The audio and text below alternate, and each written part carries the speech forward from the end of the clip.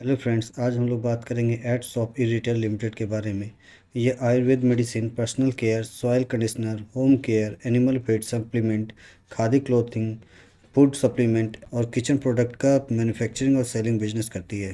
Company pan India के तहत retail chain model पर काम करती है। इनके पास 1 लाख कस्टमर, 7,300 डिस्ट्रीब्यूटर्स और 380 फ्रेंचाइजीज है। कंपनी को 32 करोड़ का बल्क ऑर्डर मिला है, जिसमें 27 करोड़ का एनिमल फीड सप्लीमेंट, 5 करोड़ का ऑर्गेनिक फर्टिलाइजर है।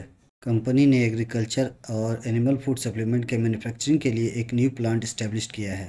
कंपनी ने नेक्स्ट पैक लिमिटेड को 8 लाख इक्विटी वारंट्स इशू किया है। कंपनी अपने डिस्ट्रीब्यूटर्स की संख्या बढ़ाकर 15,000 और फ्रेंचाइजी की संख्या बढ़ाकर 1,000 करने की योजना है। कंपनी सेहत और घर से जुड़े 14 न्यू प्रोडक्ट लॉन्च करने जा रही है।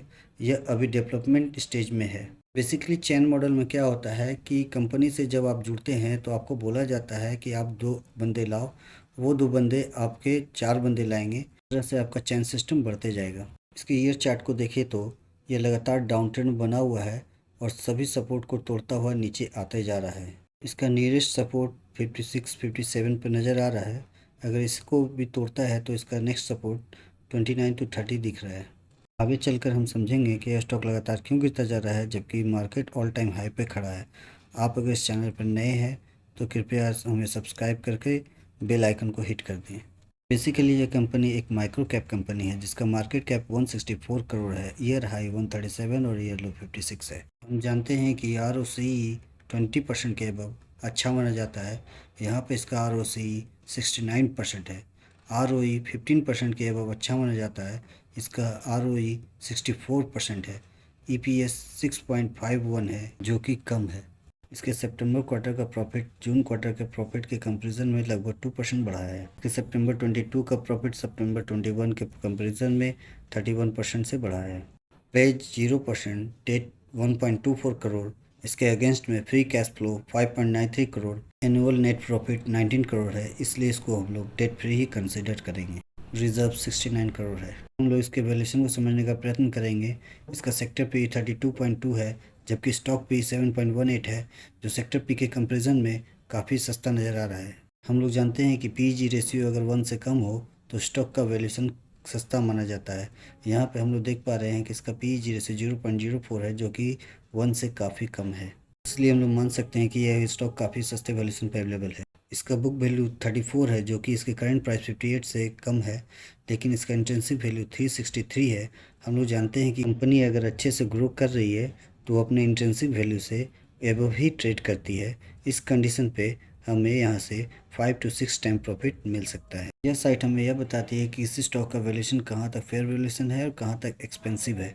तो यहाँ पे हम देखेंगे कि इसका 89 के नीचे वेरी अट्रैक्टिव है, 90 to 161 अट्रैक्टिव है, 160 to 196 फेयर वैल्यूएशन है। Compound sales growth 5 years 103%, compound profit growth 5 years 164%, CAGR 3 years 97%, return on equity 3 years 48%। 4 years में कंपनी ने 563% का प्रॉफिट दिया है।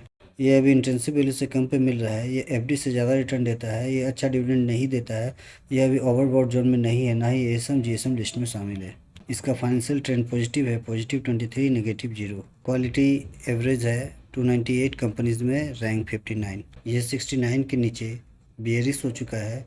इसके सभी टेक्निकल्स बेयरिश हैं। तो 1 मंथ का डिलीवरी वॉल्यूम 13% से डाउन हुआ है। 1 डे का डिलीवरी वॉल्यूम 10% से डाउन हुआ है। यह एक लो बीटा स्टॉक है। Low beta stock generally market के कंपैरिजन में कम बढ़ते हैं और कम गिरते हैं। Strength 13, weakness 2, essential 87%, technical very bearish, delivery 68%, current volume 1 lakh, जो कि इस मंथ के हाईएस्ट वॉल्यूम 2 लाख से कम है।